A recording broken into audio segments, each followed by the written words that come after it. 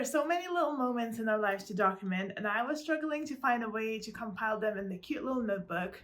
For the longest time, I just put them on one page in my big memory planner, but I just thought it's a bit of a mess and it's just not as satisfying as it could be. Thankfully, I found out about Traveler's Notebooks, but they were a bit scary to me. I couldn't find a way for them to work, so to speak. That is, until I figured out that I could also make them into this bound notebook, which is my preferred way to do anything because it's so customizable. So in this video, we're going to tear the Traveler's Notebooks apart, make a cute little tiny little memory planner, and make even a little sneaky spread at the end to give you a little bit of a taste of how I do them. I'm still learning, by the way, but I found them so fun, so I just couldn't not share.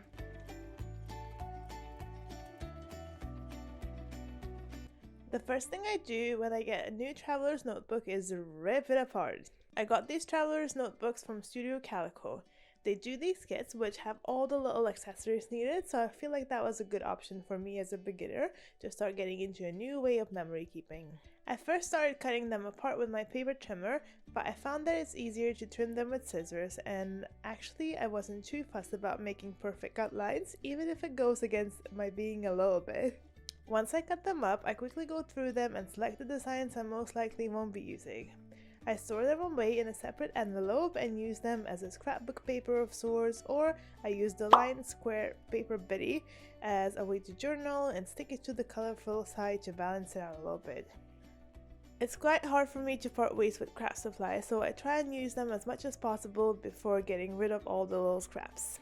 Once I have all my paper sorted, I use my Happy Planner Big Punch to punch the little holes for the discs. Made a mistake of not aligning them back to their initial layout though, so some pages I had to turn the other way and they ended up slightly misaligned, which again is a good exercise to let the perfect alignment thing go. I chose these cute little small Happy Planner discs to hold them together, as I felt it's elegant enough for the limited amount of pages I had here. However, spoiler alert, once I added more notebooks, I bought the expander bigger discs as they still look good and hold more pages. I chose this cover for the notebook. I love these two pages and I thought that heatherline is perfect to add the year. I just stamped that out using these office stamps that I picked up in Hobbycraft, I think. I intend this notebook to last me a year, and with the disc bound system you can always add bigger discs and more paper and make it fully customizable, which I love the most. I then laminated these pages and punched little holes in them too and called it fully assembled. And yes, I did buy a laminator for this purpose only. I was just so excited to make a cute little notebook that's all my own.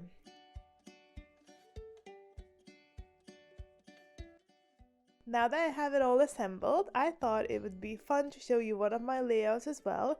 Just couldn't wait to make a page in it. I love baking, so I thought I'd document some cakes I made around Easter. I made these cream egg brownies for my only Easter cooking effort, and also these cupcakes for my friend's birthday. I printed my pictures on my Canon selfie printer and used an app called PicFrame to make a collage for the photos. Let me know in the comments if you'd like me to make a video on how to print various size pictures.